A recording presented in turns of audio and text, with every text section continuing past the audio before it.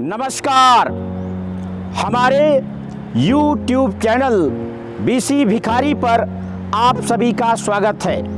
मैं आचार्य बीसी भिखारी आज चर्चा करता हूँ अमर शहीद चंद्रशेखर आज़ाद की शहादत पर। दोस्तों, चंद्रशेखर आज़ाद से संबंधित आज़ाद की आज़ाद कहानी मैं पहले वीडियो में पहले भाग में बता चुका हूँ।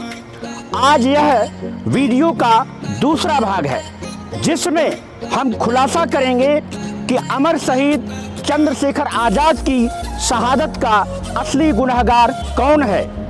किस खास शख्सियत ने चंद्रशेखर आज़ाद की मुखबिरी करके अपने ही वतन के साथ अपने ही वतन से गद्दारी की।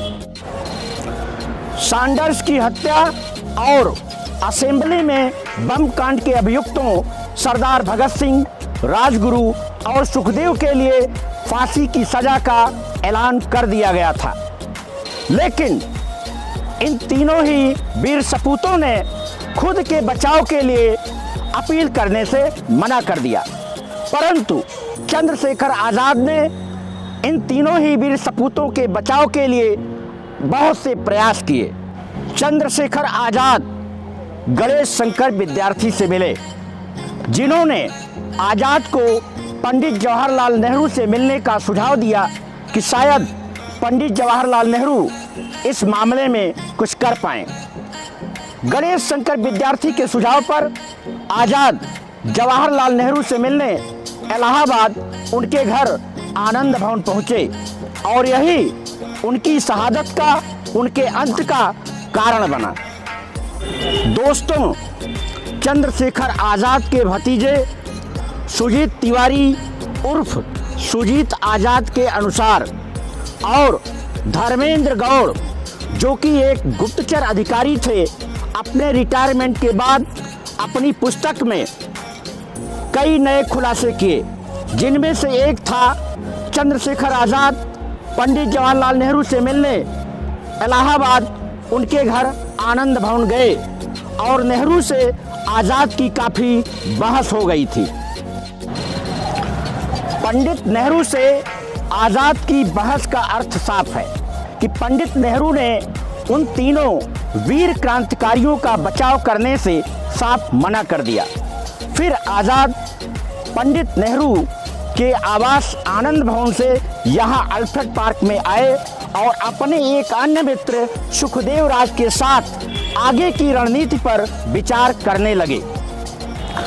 तभी आज़ादी के बाद हमारे देश के जो प्रथम प्रधानमंत्री बने, उनकी मुखबिरी पर इलाहाबाद की अंग्रेज पुलिस ने चंद्रशेखर आज़ाद को चारों तरफ से घेर लिया और आज़ाद ने अंग्रेजों पर गोली चलानी शुरू कर दी ताकि उनके मित्र सुखदेव राज बचकर निकल सकें। पुलिस की गोलियों से आज़ाद बुरी तरह से घायल हो गए थे। वे सैकड़ों पुलिस वालों से अकेले ही 20 मिनट तक लोहा लेते रहे। अंत में उन्होंने अपना लोकप्रिय नारा आज़ाद हैं, आज़ाद ही रहेंगे, इसको याद किया और अंग्रेजों के हाथ न लगने की अपनी प्रतिज्ञा को निभाते हुए उन्होंने अपने पिस्तौल की आखिरी गोली से अपनी मातृभूमि की रक्षा के लिए अपने प्राणों की आहुति दे दी। आज़ाद हैं, आज़ाद ही रहेंगे, अपने इस लोकप्रिय नारे को चरितार्थ करते हुए 25 वर्ष की आयु में 27 फरवरी 1931 को अल्फ्रेड पार्क में इसी जगह अपने आप को शहीद कर दिया। पुलिस ने बिना किसी को इसकी सूचना दिए चंद्रशेखर आज़ाद का अंतिम संस्कार कर दिया, लेकिन जैसे ही इसकी खबर जनता को लगी तो सारा इलाहाबाद यहाँ अल्फ्रेड पार्क में इकट्ठा हो गया।